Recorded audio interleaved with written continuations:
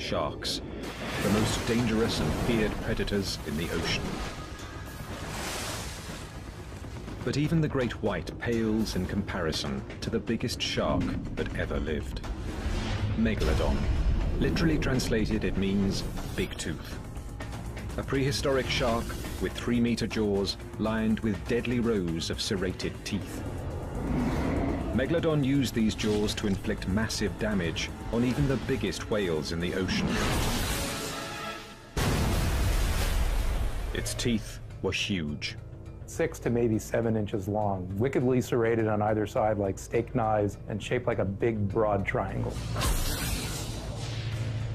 Now, 2 million years after the last Megalodon mysteriously disappeared from the fossil record, scientists are investigating the true shape, size, and behavior of one of the most fearsome predators in history.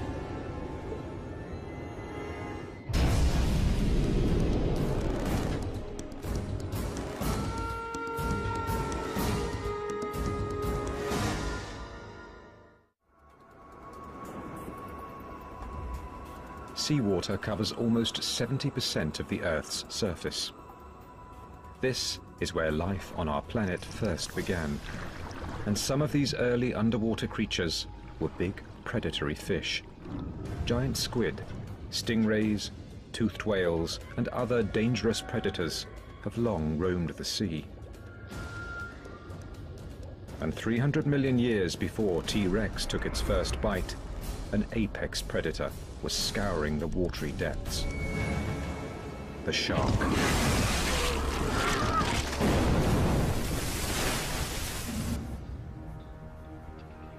Paleontologists have found remarkable fossil evidence of these predators going back more than 400 million years. The biology of these sharks has remained remarkably stable for all this time. If you looked at a shark from, say, 350 million years ago, you'd have no trouble identifying that as a shark. I mean, it might have some differences with what we think of as sort of the conventional look of sharks today, but you would not be confused. You would know right away that you were looking at a shark. Although many of these prehistoric sharks are now extinct, the great white shark, which still roams the sea today, has survived more than 10 million years. It has become the ultimate ocean predator.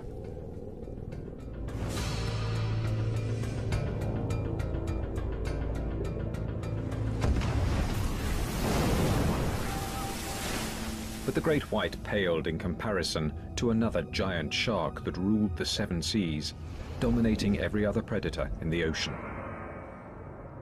Megalodon. Literally translated, it means big tooth. Megalodon was a giant fossil shark, lived from maybe 25 million years ago up till about 2 million years ago. The largest oceanic predatory shark that we are aware of in the fossil record. Fantastic, huge, enormous predator that the likes of which the oceans hadn't seen before or since.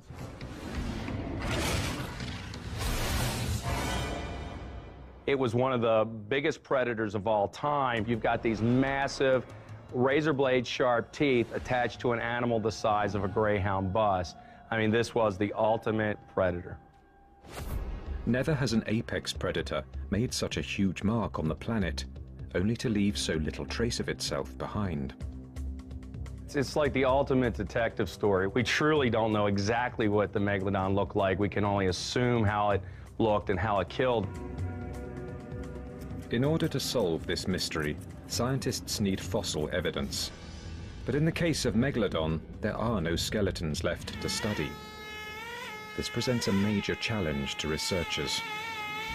All creatures, in the sea or on land, begin to decompose and fall apart the moment they die.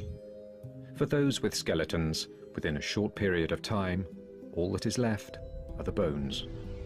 But when it comes to Megalodon, there's a hitch.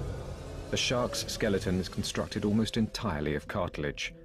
Consequently, there are very few fossilized remains left to show scientists the size and shape of this gigantic fish. Cartilage. Pliable and light, it's the balsa wood of the body.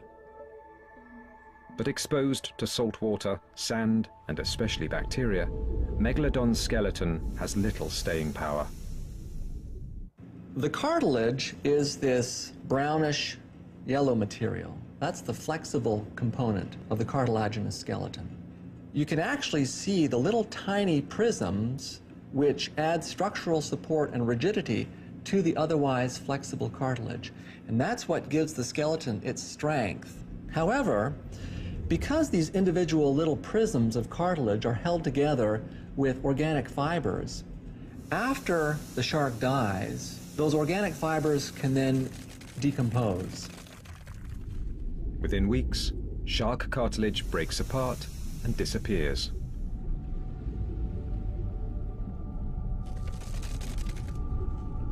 The teeth, protected by an enamel coating, are one of only 2 parts of the skeleton to survive.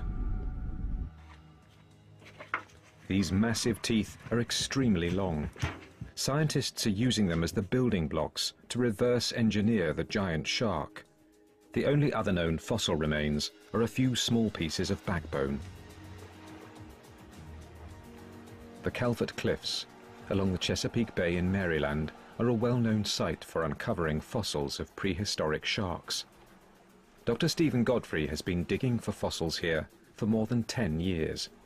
In that time, he has not found a single megalodon tooth. Oh yeah, this is great. The tide's way up. Beauty. Along with Dr. Breton Kent, Godfrey scours the area, searching for fossil clues. Oh, there's a shark tooth.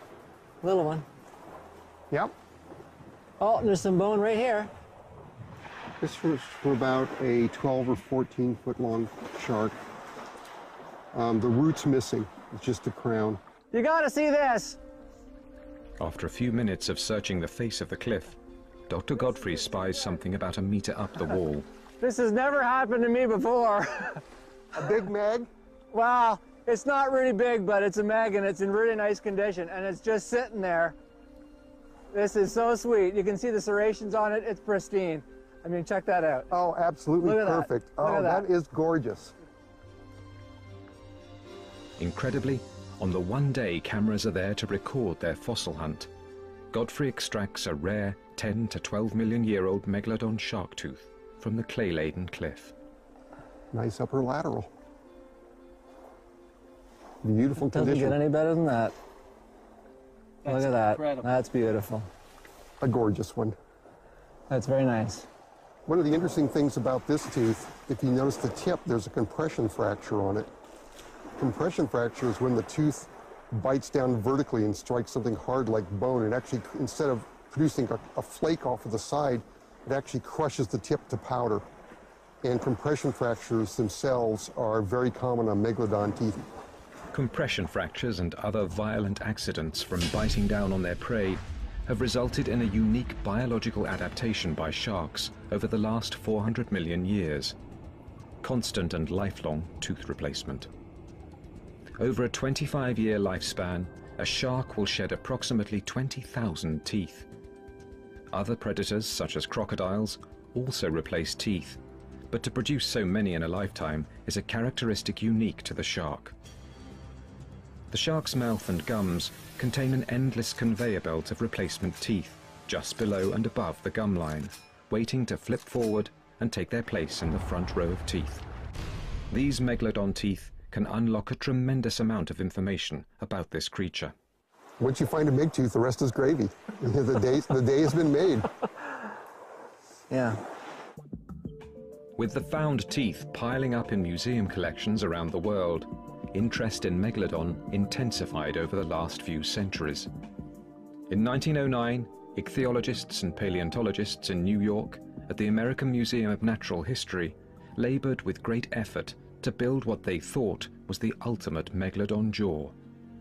The finished jaw caused a sensation, showing a gaping, 3-meter-high collection of nasty, sharp-edged teeth. But they'd made some crucial errors in their reconstruction that paleontologists continue to correct and refine even today. Zoologist and shark collector Dr. Gordon Hubble has been studying shark teeth and jaws for 4 decades. Back in early 1900s, when they reconstructed that Megalodon jaw, besides having a problem with keeping the teeth in the jaw, they didn't know the dental formula, they didn't know the dental arrangement of Megalodon, so the teeth were just put in kind of haphazardly. In constructing the display, the scientists appeared to have chosen the largest teeth available from fossil deposits around the world, and the dimensions reflected that. The jaw was enormous. The 1909 effort eventually raised questions. Would the teeth going front to back all be that large? And then there were the sheer number of teeth in the jaw. It seemed excessive. This version of Megalodon had more teeth than the modern great white. These doubts fueled an even larger debate. Is the modern great white shark the best comparison model for the size and shape of Megalodon? How closely related are these creatures from the deep? Brian Johnson has been studying the living great white shark up close and personal in the waters off the coast of South Africa. I think when the guys discovered these huge fossilized teeth, they wanted to find something in today's world that possibly was similar. And the only real shark that springs to mind is the great white shark. And so this is why you always get this constant comparison between the great white and the Megalodon. Was the white shark just a little version of what the Megalodon was back in prehistoric times? The massive predatory great white holds a mythical place in the minds of fishermen, sailors, and other sea lovers.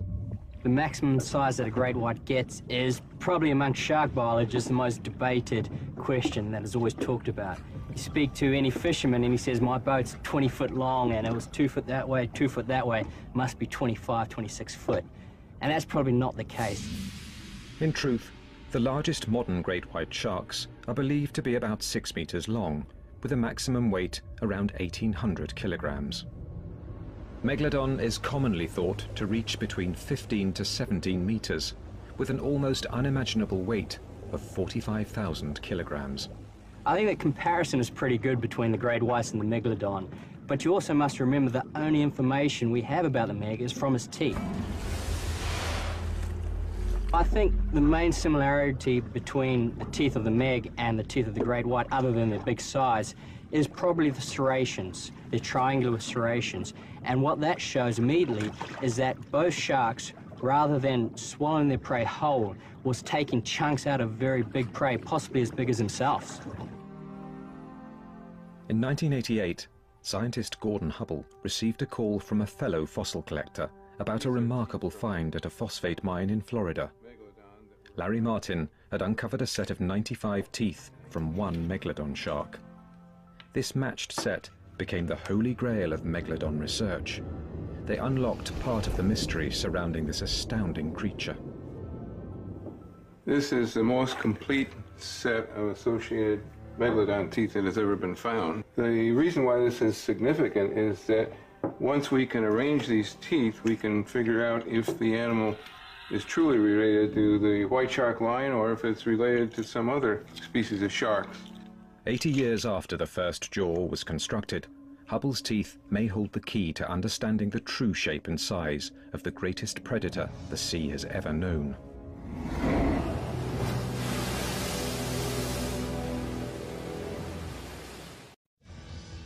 Megalodon, a ferocious predator that roamed the seas for 20 million years, and all that's left is the teeth and a few scattered vertebrae. In 1988, Gordon Hubble helped to identify the most complete set of Megalodon teeth. But how did these teeth fit together inside the shark's jaw? Hubble was stumped. It led to about 10 years of frustration because we didn't know at the time for sure what the dental formula on the Megalodon shark was.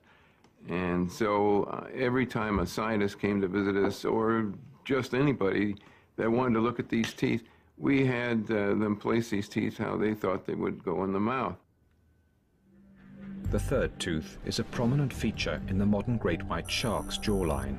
And that's what really bothered us. It wasn't until we realized that the Megalodon is an entirely different line of evolution and does not have that third upper tooth, that small tooth that slants in, and indeed has a third upper tooth that's about the same size as the first two teeth. Then we figured it out and everything fell into place. There are 24 teeth in the upper jaw. The lower jaw has a total of 22 teeth. Behind the 46 teeth in the front row, approximately 200 more teeth lie in rows, waiting to flip forward to the front and take their place on the predatory battlefield.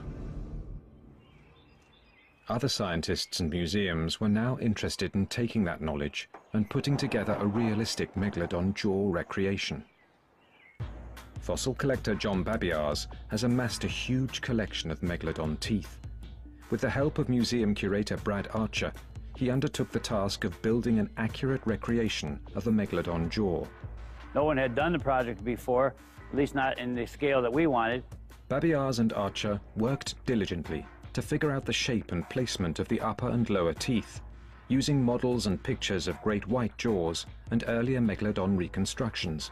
Right off the bat, we figured, oh, damn, these teeth aren't going to fit because they're way too big and there's no room in the jaw, unless the shark only had 4 teeth in a row. We know that's not correct. First, the teeth are sanded smooth. Next, a hole is drilled in the base of the tooth and a metal rod is inserted. The rod is then attached to the jaw mold. But they still needed help placing the teeth in the jaw. The men turned to Gordon Hubble and his knowledge of associated Megalodon tooth sets to see if he could help organize the teeth. And we looked at all the teeth that he had and we put them together into a set as closely as we could.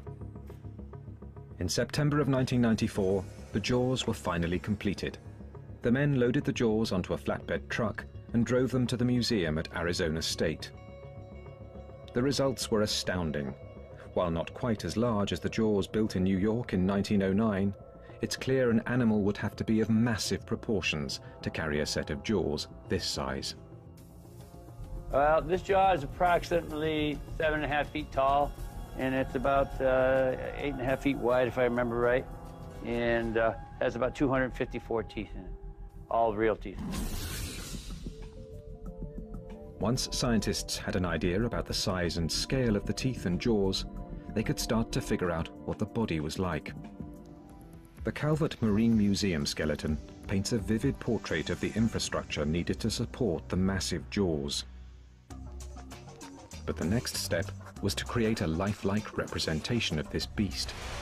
What would a creature of this size look like swimming towards you in the ocean? Dr. Michael Gottfried, who had worked on the Calvert skeleton, now felt confident he could speculate on what this beast might have looked like from the outside. Collaborating with artist and animal modeler Jim Melly, a Meg model was born. I mean, basically, this kind of thing it's the marriage of science and art, taking scientific information and converting it into a sculpture. A 15-meter, life-size replica of Megalodon now hangs in the San Diego Natural History Museum. So after all the research, working with models, working with drawings, working with the actual specimens that we do have, here's the end result. What we think is the most accurate and the most biologically plausible reconstruction of Megalodon that's on exhibit anywhere. From the first Meg tooth found by early humans, scientists now have a stunning picture of this massive creature. Hundreds of teeth capable of inflicting terrible damage on its prey. A jaw 3 meters wide and 2 meters high. A body at least 15 meters long. Megalodon was enormous, and doing kind of an estimate of the size of this fossil giant, that it would probably have been about a ton a foot, so in the neighborhood of about 50 tons plus. Truly enormous animal. The question now was not so much what did the shark and its jaws look like, but how did they work?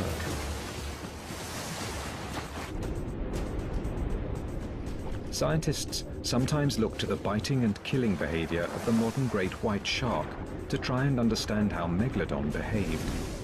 Both sharks are thought to use the same thrusting, sawing motion to rip gaping holes in their prey during an attack. An expedition with Ryan Johnson into the shark-filled waters off Marcel Bay, South Africa, provides a rare glimpse of this behavior. Oh, look at that one. She's a player. Fresh fish liver acts as good shark bait. It's not long before the first strike. Yeah. There we go. Go, thrust it. So now you hold it. He's going to start doing his head shake. There he goes. Shake. Shake. Ah. Just a little one. See, when he grasped it, he started biting, but then once he really got a hold of it, he started shaking his head back and forth. And that really what makes the white shark unique, is that not only does it bite and try to grasp the stuff and swallow it, it starts thrashing its head back and forth and trying to remove pieces of the meat or the prey that it's eating. But observation from the deck of the boat is not good enough for Johnson. To get a complete understanding of how the great white swims, you need to get in the water with the shark. New audio techniques provide real-time commentary on what Johnson is seeing. All of the great white's power for its swimming is coming from its tail. But what engines this is these two muscle bands, two red muscle bands that go from its body right down to its tails, and they just work like two big pistons going back and forth, back and forth. And this makes it one of the most efficient swimmers and predators in the ocean. We did some experiments a few years ago in which we calculated the speed of breaching great whites, see how fast they were coming out of the water. And these things were heading up to 19, 20 miles an hour. Megalodon would probably have needed the same speed and power 12 million years ago. The smaller, more agile cetothere whale, similar to the modern-day minke whale, would have been a fairly common prey item for Megalodon. Still, they were a tough test for Megalodon's hunting ability. Although this whale was only 1/5 the length of the adult Megalodon, it still weighed a massive 9,000 kilograms. Using its powerful tail muscles, the 15-meter carnivore rockets towards the surface. The whale may not have a higher top speed than the Megalodon, but it was more agile. With its awesome power and speed, the Megalodon had the ability to leap above the surface of the water with a 9,000-kilogram whale still in its jaws. In a matter of moments, dinner was served. With one quick kill, Megalodon had proved that it had the strength and agility to rule the oceans of the world.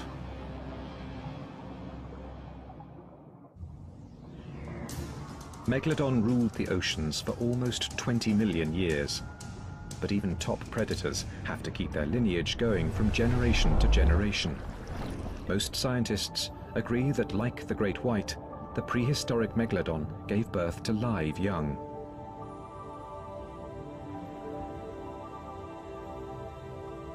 The Megalodon probably gave birth to only one pup at a time. When you consider that a neonate, a pup, would have been anywhere from perhaps 7 to 10 feet long, that's already a very large shark. And those baby sharks were hungry. I can see no reason why they wouldn't have been born ready to attack larger prey items. A herd of docile dugongs, or sea cows as they are sometimes called, might be just the ticket for an apex predator's first meal. One of the other kinds of marine mammals that were prey for Megalodon were the sea cows. They were dugongs, not manatees. Manatees are a more recent evolutionary arrival. So dugongs have tails very much like dolphins, unlike the manatees, which have the more rounded beaver-like end of tail. The mature dugong was about 3.5 meters long compared to the baby shark's 3-meter body. Based solely on size comparison, the baby shark would seem to be at a disadvantage. But size is only one part of the equation. They are relatively slow, sluggish animals. This is a section of sea cow rib, very heavy and dense. And you'll notice that there's this bite mark running across the rib made by the tooth of a very large shark. The hungry baby shark rushes forward. One small juvenile dugong is slow to react, and the shark is on it. A lifetime of hunting has begun. Scientists are also keenly interested in just how long was the lifetime of these giant sharks. In the Fossil Preparation Laboratory at the Florida Museum of Natural History, Dr. Bruce McFadden and his students are doing cutting-edge research into the lifespan and eating habits of prehistoric sharks. Scientists study growth rings within the relatively few vertebrae of Megalodon that are known to exist. This is one way to discover more about these magnificent beasts and their daily life. We count them just the way somebody would count tree rings. The lower portion of a shark's vertebra is known as a centrum. In Megalodon, centra are extremely rare. Scientists are looking at the few samples they have to see what else they can learn about this prehistoric beast. Most of the samples that we have indicate that Megalodon lived somewhere between 25 and 40 years. It could have lived longer because it didn't have any predators. Estimates of how much the Megalodon needed to eat ranged from 600 to 1,200 kilos of food a day. This high-energy animal must have been consuming a wide range of fish and marine mammals to sustain its life. We don't know exactly what foods they were feeding on. No matter what they were eating, one thing is clear. These massive sharks spent the bulk of their lifetime in a never-ending search for food. And 15 million years ago, Miocene epoch oceans were filled with a variety of marine life from which the Megalodon could choose a meal. Whales, dolphins, dugongs, huge sea turtles, and hosts of fish filled the coastal seawaters around the world. The Megalodon was probably eating them all. The most common group of whales during the Miocene was the cetathea. These small whales ranged from 3 to 6 meters and were found in warmer coastal waters all around the world. A whale that fed on plankton, crustaceans, and tiny fish, these ocean mammals were quick and agile despite their hefty 9 to 18,000 kilogram size. Like the dugong, these gentle creatures were likely easy targets for the hungry Megalodon. But Dr. Stephen Godfrey has one piece of whale backbone that may demonstrate Megalodon was not always successful in its hunt for prey. Unfortunately, the surface of the bone is worn, and the secret to what happened to the whale is hidden from sight inside the vertebra. So we've got it up off the table. Now, do you want the entire thing scanned or just through pathology? The modern CAT scan can help. Godfrey uses today's technology to look back some 12 million years. It reveals the severity of the ancient whale's injury. A compression fracture runs the length of this vertebra. Dr. Godfrey theorizes what might have happened when the small whale was attacked by the massive Megalodon. I believe that this whale was hit by the giant Megalodon, and that intense impact caused the vertebra to experience this intolerable strain that popped the bottom of the vertebra off, pushed it forward, and the healing that went on here in this vertebra is evidence that, in spite of the intensity of the impact, it survived.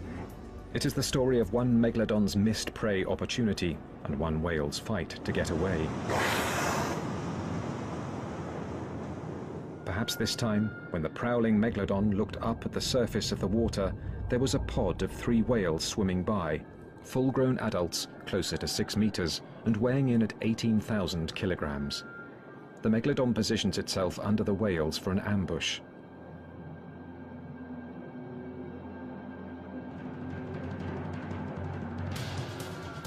The small whale wavers, and the giant shark cannot adjust its trajectory.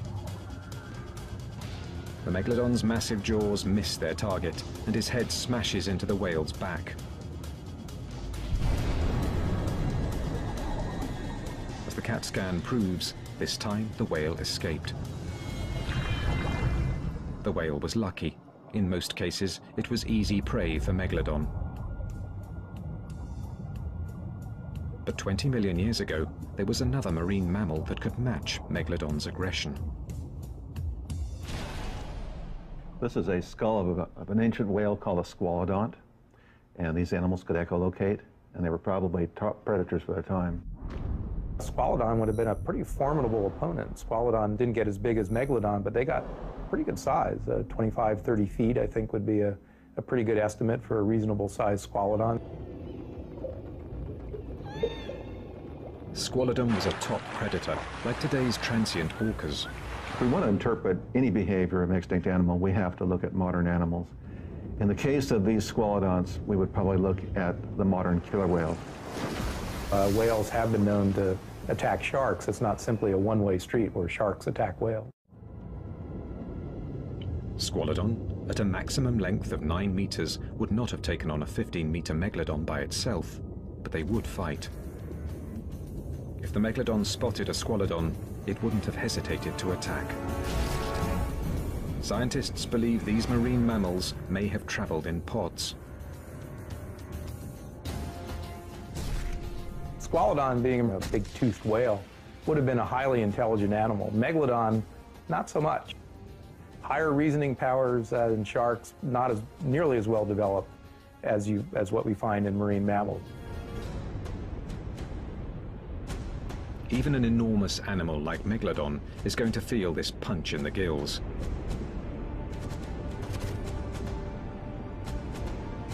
This time, it's outnumbered.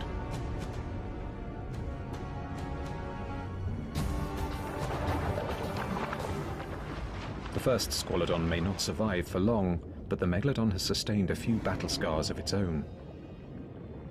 Not all attacks were successful. Like all predators, only a certain percentage of their attacks actually result in killing a prey that they then consume. But prey species other than squalodons and dugongs may have provided richer pickings. There were also large whales swimming in the coastal waters of the Pliocene epoch. Really large whales. And when Megalodon wanted a three-course dinner, it may have gone after a beast even bigger than itself.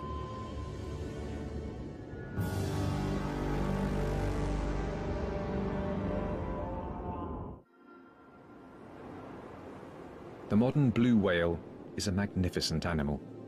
Rarely photographed and usually seen only by accident, this massive marine mammal is a startling reminder of the awesome majesty of some of the sea's most elusive creatures. 5 million years ago, the whales Megalodon encountered may have been almost as impressive. Here I'm just thinking about what modern things like fin whales and blue whales look like. It would have been a coastal animal, would have been a migratory animal. It probably was gray with a lighter shade below. We usually estimate the weights of living baleen whales at about a ton a foot. So if you have an animal 75 to 80 feet long, it'd be about 75 to 80 tons. So you've got at least 5 species there. You know, those actually look like herpetocetines, the weird kind of cetiotheres. Dr. Lawrence Barnes and his colleagues have uncovered hundreds of whale bones in the last few decades. One intriguing discovery was a large whale found near Santa Barbara with a shark tooth tip stuck in its jawbone. Here was a creature that was possibly 3 to 9 meters longer than Megalodon, a whale that would have outweighed the shark by 22,000 kilograms. But the reward for killing a larger whale would have been a much bigger food source for the Megalodon. A whale of this size is packed with layers of tough, stringy blubber. Megalodon would need all of the size, volume, and deadly serrations along its teeth to take down the animal. The key this time is bite force. How much jaw power did Megalodon actually have? At the University of New South Wales in Australia, Dr. Stephen Rowe is using high-tech computer sleuthing to try and understand the cranial mechanics of bite force found in modern and prehistoric animals. Bite force is the amount of pressure applied when the jaws of an animal bite down on its prey.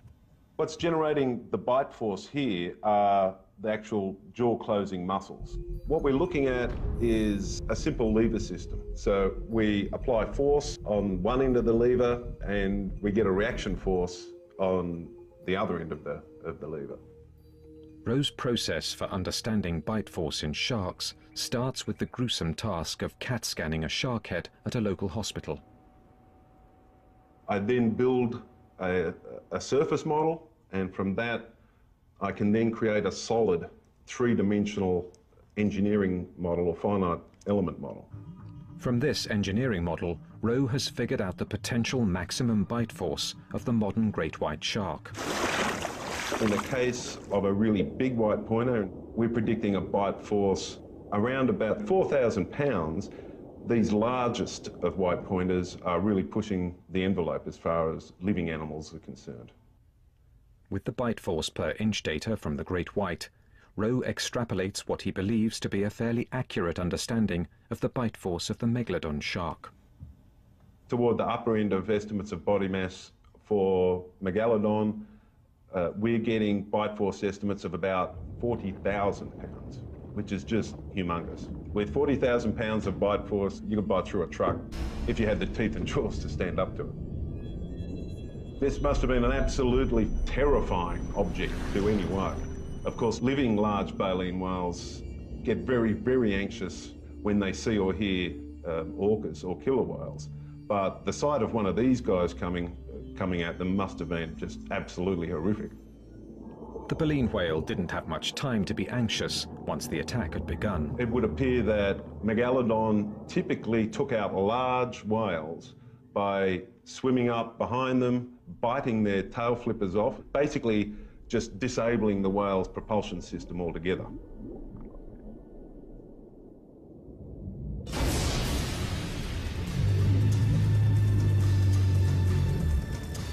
This is certain death for the whale as he bleeds out through a gaping hole in his artery. But with no hands to hold down his enormous prey, how did the Megalodon keep the 68,000 kilogram whale from swimming off after one bite to the belly or throat?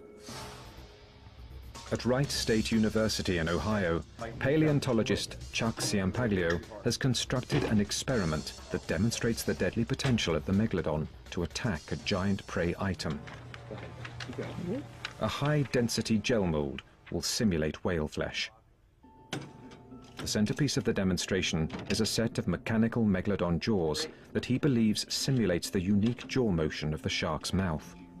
These jaws are really interesting because in addition to being able to lift up and down, they also are highly mobile in a forward direction, just like modern laminids and Megalodon would have been also. The metal jaws are firmly attached to the table, and instead of having the jaw attack the mold, the bite is replicated by having the mold rolled into place inside the mouth. The shark uses its lower teeth to initiate the attack and hold its prey in place. We can see the lower teeth anchored into the flesh a good 3 inches. It's already starting to tear the flesh. This is holding down the flesh, and now the top is going to make its bite. The upper jaw bites down on the prey with its powerful, serrated teeth. At that point, Megalodon would thrust back and forth until a bite was made. The bottom jaw continues to anchor into the gel flesh, while the unique upper jaw, with its ability to move somewhat independently from the rest of the skull, takes bite after bite, pulling flesh into its mouth as it continues to feed. Okay. What we've created are massive wounds to our prey item. We can see that the teeth have made huge gouge marks, have split off nearly half of the flesh. Now, if this was the actual shark, this piece of flesh would extend out in both directions, probably 3 or 4 feet because of the size of the jaws. And you would have probably nearly 40 teeth sinking into the flesh. The mechanical jaws leave no doubt about the powerful combination of bite force and cutting power that Megalodon used on prey like the Santa Barbara whale. Within minutes, the whale is nothing but a tasty carcass floating south along the California coast. For one more day, Megalodon has found a meal, a very big meal. But unfortunately for Megalodon, during the Pliocene epoch, ocean temperatures started to cool. The numbers of whale species were also diminishing. Megalodon's reign as the all-time apex predator of the sea could be nearing its end. Megalodon disappeared from the fossil record during the Pleistocene epoch, around 1.8 million years ago. Scientists are unsure why this efficient hunting machine's time at the top of the predator list came to a close. Extinction is always something that fascinates people. We want to know not only how things live, we want to know why they died, why they're no longer around, why they're no longer with us. The assumption there, though, is always that extinction is somehow the fault of the animal or the species that goes extinct. It's because it was poorly adapted or a negative thing. That's not necessarily always the case. Clearly, species want to perpetuate their existence. Paleontologists are unsure what finally killed off the shark. Could another apex predator, like the killer whale, have wiped out the Megalodon? Another intriguing possibility is changes in climate. 6 to 1.8 million years ago, just as Megalodon teeth disappeared from the fossil record, scientists have noticed a cooling in the ocean temperatures. This may have adversely affected a shark accustomed to swimming in warmer waters.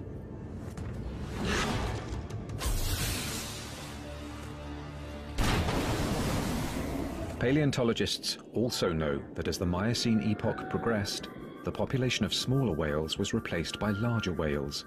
these whales may have favored colder climates to the north.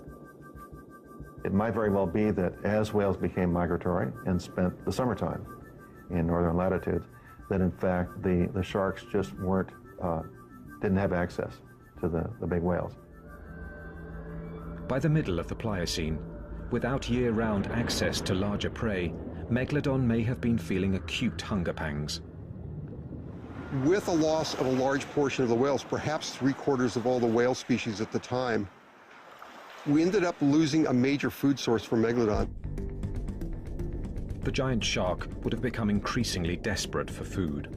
Cannibalism was always a possibility with Megalodon, but could have increased as other sources of food thinned. Smaller Megalodon teeth have been found in deposits alongside other marine mammals that were prey items for the shark.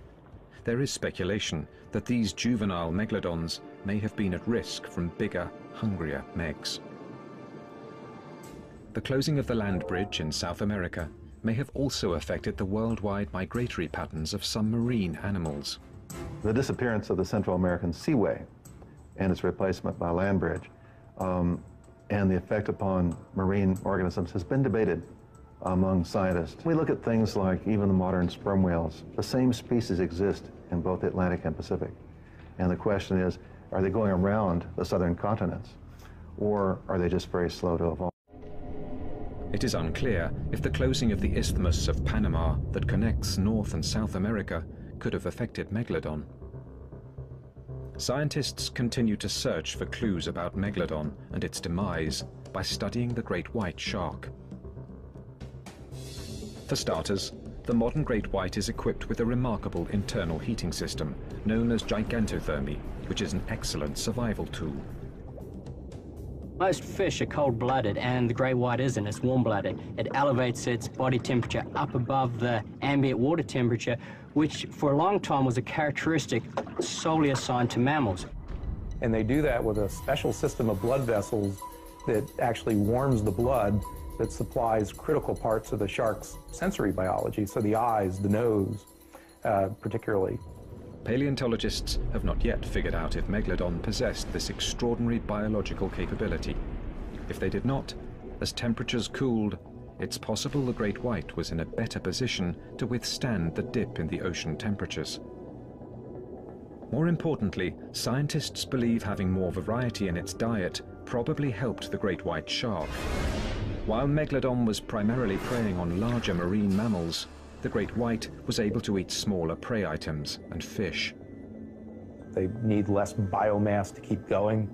There's probably not as much pressure, if you will, as there is on an apex predator the size of Megalodon, which would mean need a tremendous amount of biomass to maintain its existence. In essence, unlike the great white, Megalodon may well have eaten its way out of existence. The great white was clearly a more adaptable animal, and as a result it flourishes in oceans around the world to this day. But the question of whether these two magnificent sharks were related continues to interest scientists. Paleontologist Chuck Ciampaglio and other experts insist there was little direct relationship between Megalodon and the great white. According to Ciampaglio, advanced computer technology underscores the differences between the two animals. I think one of the things I'd like to see cleared up is that to allow Megalodon to be called, you know, Carcharicles, Megalodon, change the name, separate it out from the great white, and let's get on with business at this point. The great white tooth and the Megalodon tooth do have some markings in common. Both are triangular and serrated.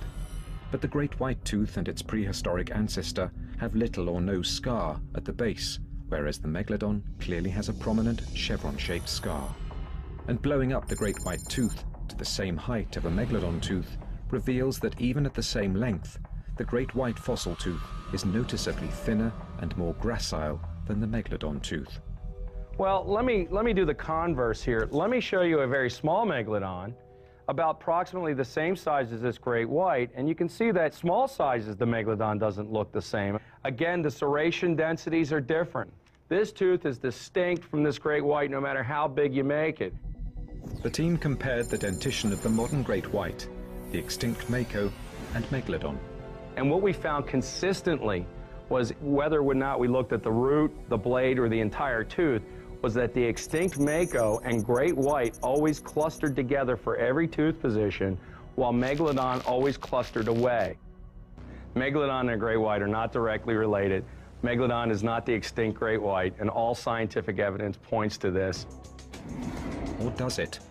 Looking all the way back to the first jaw recreation in 1909, there are scientists who still insist the great white shark is more directly related to the Megalodon. The smoking gun? Rare fossilized Megalodon vertebrae.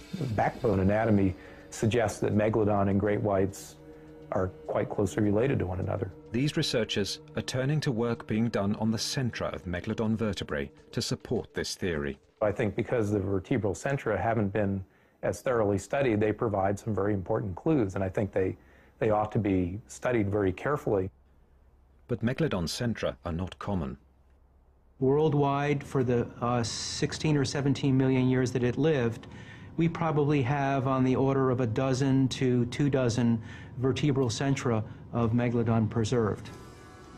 It'll be some time before scientists can collect more comprehensive data in this area. Perhaps the information locked inside the vertebral centra can finally answer the question of whether or not Megalodon's legacy lives on in the great white shark. One point everyone agrees on is that there is much more to learn about the physical makeup and behavior of Megalodon. And one thing is certain: the unique combination of physical size, tooth shape, jaw strength and appetite created an animal unique in the 400 million year history of sharks. Big Tooth is still the all-time king of the sea.